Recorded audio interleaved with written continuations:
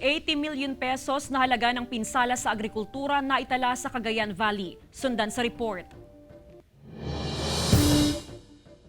Nagmistulang sapa ang ekta-ektaryang palayan sa Alcala, Cagayan, kasamang nalubog sa baha ang mga bagong tanim na palay ng mga magsasaka. Dobleng pasanin daw sa kanila dahil hindi pa sila tuluyang nakakabangon sa epekto ng bagyong Ulysses. Mga 2 months pa dito, ma'am. Nalayos, ma'am. Alanganan ma'am, takwan. Diferensyan, ma'am. Nagbalinin, ma'am. Sa Cagayan City, humupa ng baha sa mga palayan.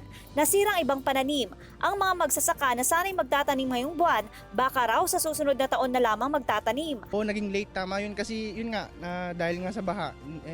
Meron yung mga magsasaka na nagtanim na pero dahil sa baha, nawala na, useless yung pagtanim nila kaya laking lugi na naman sa yung oras tapos yung pera din kung sakali. Ganito rin ang sitwasyon sa Isabela. Base sa initial report ng Department of Agriculture Regional Field Office 2, mahigit 80 million pesos ang halaga ng naitalang danyos sa sektor ng agrikultura. So pinakamaraming na damage sa rice commodity natin kasi marami na po ang nagpunla, may mga nagtanim na. Samantala, nasa 415 na lamang ang natitirang mag-anak sa may evacuation center sa Cagayan City. Nabawasan na ito matapos silang payagang makauwi ng CSWD. Ang paaralan nito na nagsilbing ang evacuation center hindi lamang nagsilbi na pansamantalang tahanan ng mga residente.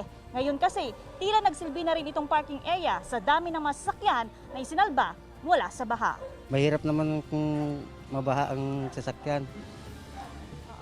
Mahalin ng pyesa nila. Pinakamatagal na umano ang halos 1 linggong pananatili sa evacuation site kung patuloy ang pagbuti ng panahon. Mula sa Cagayan, kasama si Wilson C. Joan Punsoy, Balitang Amianan.